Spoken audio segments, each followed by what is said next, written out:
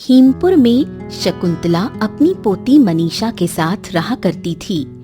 एक ओर जहाँ मनीषा घर पर ही रहकर मिट्टी के बर्तन बनाया करती, तो वहीं दूसरी ओर बूढ़ी शकुंतला उन बर्तनों को बाजार में बेचकर अपना गुजर बसर किया करती। अरे मनीषा, मैं बाजार जा रही हूँ, तू मुखिया जी की 40 सुराहियाँ बना ले, आज ही उन्हें देनी भी है, समझी? अरे दादी, आप चिंता क्यों करती हो? मैंने पहले से ही सारा काम कर रखा है, अब बस थोड़ा बहुत काम बचा है, वो भी जल्दी पूरा हो जाएगा और मुखिया जी को पूरी 40 की 40 सुराहियाँ आज के आज ही मिल जाएंगी, तुम बेफिक्र होकर जाओ। शकुंतला के जाने के बाद मनीषा वापस से सुराही बनाने लग जाती है कि तभी पप्पू वहाँ आता है। ला ला ला ला, आहा! और बहना, क्या कर रही हो? बहुत व्यस्त लग रही हो। देख पप्पू, आज परेशान मत कर, बहुत काम है मुझे, तू जा यहाँ से। हाँ हाँ, ठीक है ठीक है ठीक है ठीक है, जाता हूँ। आजकल तो अपनापन रही नहीं गया इस दुनिया में। बताओ भला, मदद भी नहीं करने दे रही है। हाँ, बड़ा आया अपनापन वाला। अगर चचेरा भाई ना होता ना, तो तुझे मेरे घर पर चढ़ने नहीं देती। तुझे अच्छे से जानती हूँ मैं। जैसे ही पप्पू वहाँ से जाने को होता है, वो जानबूझकर मनीषा की बनाई हुई सुराहियों पर गिर जाता है, जिसे देख मनीषा जोर से चिल्ला उठती है। हे भगवान, ये तूने क्या किया पप्पू? मेरी सारी मेहनत बर्बाद कर दी। अब मुखिया जी को समय पर सुराहियाँ कैसे मिलेंगी? और फिर मनीषा जोर जोर से रोने लग जाती है। थोड़ी देर बाद मनीषा अपने आंसू पोंछते हुए बड़बड़ाते हुए बोलती है। दादी के आने का समय हो गया, मुझे फिर से काम शुरू करना होगा। दादी ने मुखिया जी से वादा किया है, ये सुराहियाँ तो आज ही उन्हें मिलेंगी। बेचारी मनीषा अपने आंसू पोंछते हुए मिट्टी लाने के लिए जंगल की तरफ निकल पड़ी और एक पेड़ के नीचे बैठकर मिट्टी खोदने लगी कि तभी उसे किसी के कराहने की आवाज सुनाई दी। इस घने जंगल में ये किसके कराहने की आवाज है? चलकर देखती हूँ, शायद किसी को मदद की जरूरत हो। कुछ दूर देखने पर उसे एक घायल व्यक्ति एक पेड़ के नीचे बैठा दिखाई दिया।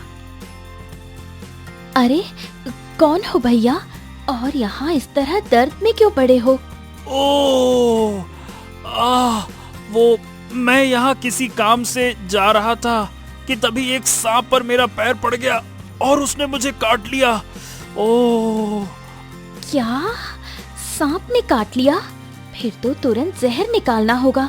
और फिर मनीषा बिना कुछ सोचे समझे जंगल से औषधियाँ तोड़ लाई और सांप के काटने वाली जगह पर लगा दी, जिससे वो ठीक हो गया। हाँ, तुम्हारा बहुत बहुत शुक्रिया। तुमने अनजान होकर भी मेरी इतनी मदद की और मेरी जान बचाई, वरना पता नहीं आज मैं जीवित भी बचता या फिर नहीं। इसमें शुक्रिया कैसा भैया, आखिर इसे ही तो इंसानियत कहते हैं। और फिर मनीषा घर लौटकर जल्दी जल्दी मुखिया जी की 40 सुराहियाँ फिर से तैयार करने लग गई। उधर बाजार में शकुंतला अपने ग्राहकों को बर्तन बेच ही रही थी कि तभी दादी, अरे दादी, कब तक यूं ही धूप में अकेले अकेले सामान बेचती रहोगी? अब आ गया है तुम्हारा पोता, करेगा तुम्हारी सेवा। तुम थोड़ा आराम करो, अब मैं दुकान संभाल लेता हूँ ना। जाओ जाओ। हाँ बेटा, मैं तो कब से तेरी ही राह देख रही थी कि रोजाना की तरह तू कब आए और मुझे थोड़ा आराम मिले। और फिर पप्पू शकुंतला को उल्लू बनाकर सारे बर्तन ऊंचे दामों में बेचकर खुद सारे पैसे रख लेता है और थोड़े से पैसे शकुंतला को देते हुए बोलता है। ये लो दादी, आज की कमाई ठीक से गिन लेना दादी, वरना तुम्हारी पोती मनीषा आकर फिर से कहेगी मैंने पैसे ऐंठ लिए। बढ़िया ही। तू तो उसका भाई है रे, भला तुझ पर कैसा शक करना। और फिर शकुंतला अपने घर लौट आई। घर लौटने पर मनीषा अपनी दादी को सारी कहानी बताते हुए बोली, और एक तुम हो कि हमेशा उसी के गुण गाती रहती हो। अगले दिन मुखिया जी शकुंतला के घर आते हैं और शकुंतला को उन 40 सुराहियों के पैसे देते हुए बोलते हैं। हाँ, लो बहन शकुंतला, अपनी मेहनत के पैसे। इतने कम समय में तुमने अपना वादा पूरा किया। अच्छी बात है। मुखिया जी, आप तो अपने गांव के हैं, आपकी बात की लाज रखना तो हमारा कर्तव्य है। अपनी सादगी और मेहनत के बल पर जल्द ही दोनों दादी पोती के दिन बदलने लगते हैं और घर की अवस्था भी पहले से बहुत अच्छी हो जाती है। लेकिन कोई था जिसे ये सब देख अच्छा नहीं लग रहा था। क्या करूं क्या करूं? इन दोनों के हाथों तो जैसे सोने की चिड़िया लग गई हो। पैसे पर पैसे बरसते चले जा रहे हैं। देख रहा हरिया? तभी पप्पू का चेला हरिया बोला, हाँ, लेकिन तुम कर भी क्या सकते हो सिवाय देखने के? ना ना ना ना ना ना, इस बार मैं सिर्फ देखूंगा नहीं, बल्कि कुछ ऐसा करूंगा कि तुम सब देखते रह जाओगे। उस रात गांव में बहुत तेज बारिश हो रही थी, जिसे देख मनीषा अपनी दादी से बोली, दादी, लगता है ये बारिश नहीं रुकने वाली। मैं सारे मिट्टी के बर्तन बाहर के झोपड़े में रखाती हूँ, वरना सब खराब हो जाएंगे। ऐसा कहकर मनीषा बाहर चली जाती है और सारे बर्तन झोपड़े में रखने लगती है। तभी उसे किसी की आहट सुनाई पड़ती है। जब तक मनीषा पीछे देखती, एक नकाबपोश उसके सिर पर डंडे से वार कर देता है। अगली सुबह जब उसकी आंख खुलती है तो कौन हो तुम और मुझे यहाँ क्यों लेकर आए हो? नकाबपोश अपना नकाब हटाते हुए बोलता है, तुम तो ना ना ना ना ना ना ना आ।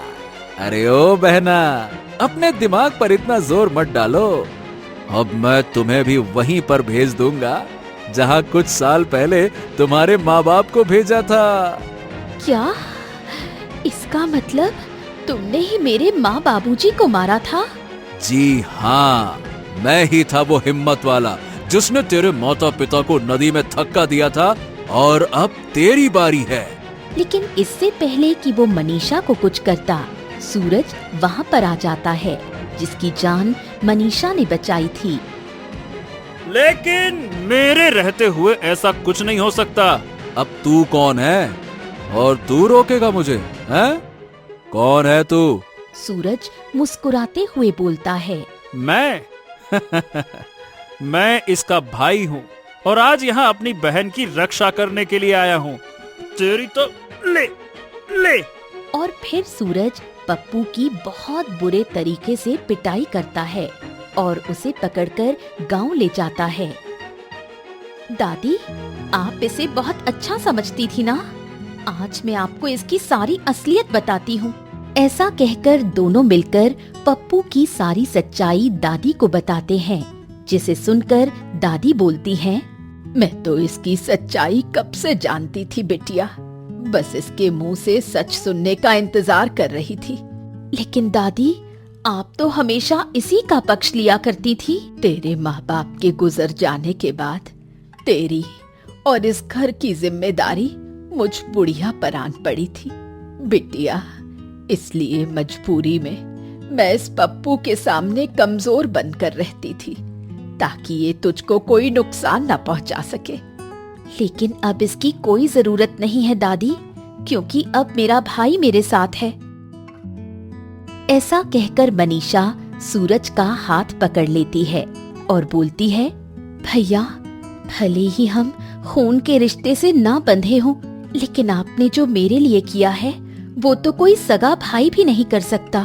अब मेरा भी इस दुनिया में कोई नहीं है बहना, इसीलिए तो बंजारों की तरह इधर उधर भटकता रहता हूँ।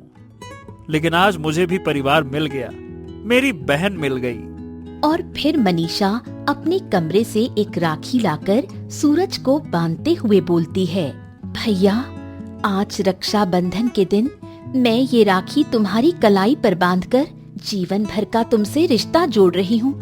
ऐसा कहकर मनीषा सूरज को राखी बांध देती है और दोनों खुशी से एक दूसरे के गले लग जाते हैं। उधर दादी भी पप्पू को थानेदार के हवाले कर देती हैं, ताकि उसे उसके किए की सजा मिल सके।